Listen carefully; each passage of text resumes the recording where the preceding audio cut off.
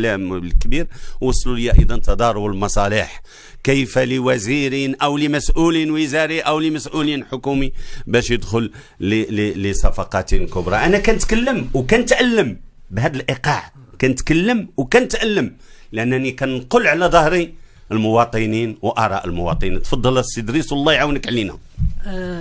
بصدق احنا هادشي لاحظناه وتعاملنا بمسؤولية. كما قلنا جات الحكومة كان يمكننا نديروا ديك المعارضة، لا احنا واعيين أن هذه حكومة محظوظة جات في توجهات ملكية مسعفة، الجانب الاجتماعي هكذا جات في ظروف بلادنا مسعفة، ولذلك قلنا إلا غنديروا شي معارضة نديروها مسؤولة. وهذيك المعارضة مسؤولة تفهمت بأنه ضعف، ما يمكنش نصوتوا على قوانين حنا طالبنا بها واخا تجي فيها بحال هاد سوء النية بعض الأحيان بحال هاد الدمج نخرطنا.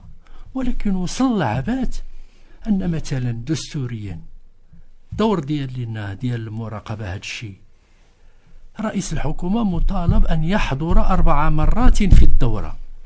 دابا الدورة غتسالي هذا الأسبوع، رئيس الحكومة حضر مرة واحدة لمجلس النواب. يعني الواجب الدستوري يحضر هاد الشيء. اش جابوا الإخراج اللي خرج 3 الأحزاب عندها 4 خماس ولا 3 خماس ديال التمثيلية، والمعارضة كلها بمختلف أصنافها ما عندهاش حتى الربع، صعيب تمارس.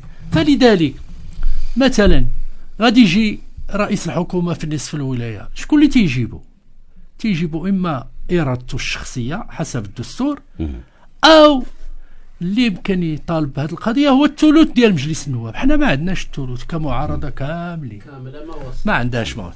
فلذلك حنا طرحنا الإشكالية البارح في المجلس الوطني وقلنا أي حل لهذه الإشكالية. إلا انتظرنا السيد رئيس الحكومة غادي يجي يستعرض. حنا ما دايرينش هذا البرلمان في الشعوب والأمم من أجل الاستعراض، دار من أجل المحاسبة والمراقبة. الاستعراض تيكون بالعمل اللي تتقوم به ديك الحكومة. صحيح.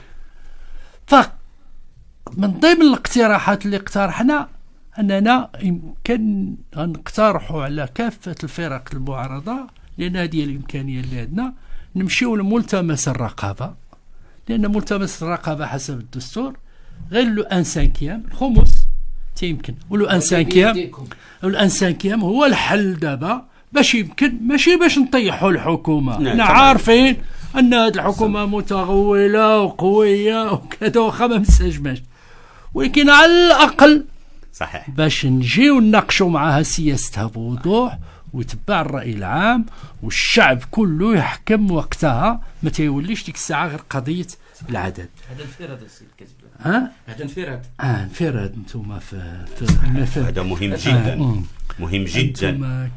فهم أنا تنعلن عليه لأول مرة. احنا غنطرحوه مع كافة الفرقاء، إما في مجلس المستشارين كاين عنده 106 أعتقد 106 في الدستور، لأن مجلس النواب 105 عنده الحق في المساءلة تا هو لو ان سانكيام. وهنا نرجع نجاوب على السؤال ديالك. نعم. أنا مألم بحالك. النقابات مفروض تكون تكتل دائما أقرب للمعارضة، وحدة داخل الحكومة الاتحاد العام للشغالين، والنقابات الأخرى كرتيليا داير واحد الوصف أنا ما لمح أنا ما يمكنش نقوله. طبخة أخرى أنت طرحتي اليوم.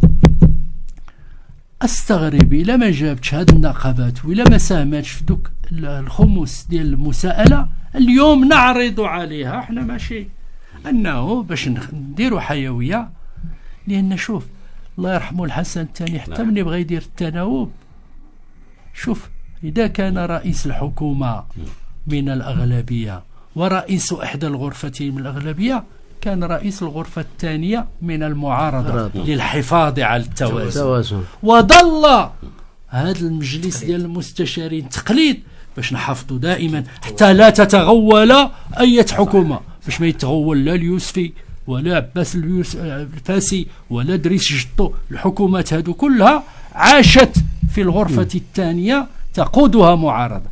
احنا اليوم تعيينات عند هذا رئيس الحكومة، مجلس النواب يترأسه الأغلبية، تترأس مجلس المستشارين كذا، وتتساءلون والمعارضة ضعيفة. معارضة وضعيفة بحال الجزار اللي حيدتي ليه الجنوي والمقدة وقلت له وفصل هاد السقيطة كيدير ليها؟ خصك تعطيها أدوات الاشتغال. أدوات الاشتغال. اسمحوا لي، حنا اليوم تنشعروا وراه غير تنحاولوا نبتكروا، تنمشيو نقلبوا، لأن حنا ديك المعارضة اللي تتهضر عليها تضرب وكذا، هذيك معارضة ديك شي فضينا منه.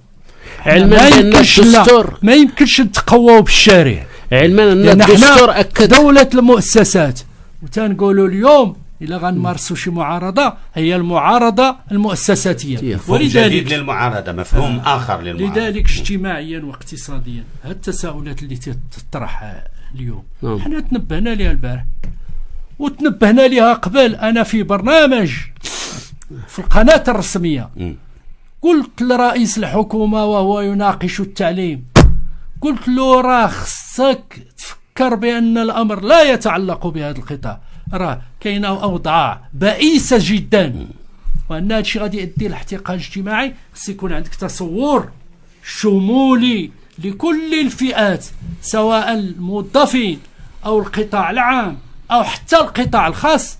المغرب اليوم مع التضخم ومع ضعف القدرة الشرائية لا بد من تصور يواكب هذه الأوراش، حتى نجعل أن هذه الأوراش يكون لها أثر في الشعب، وما يكونش هذا الاحتقان الاجتماعي الذي نخشى فيه.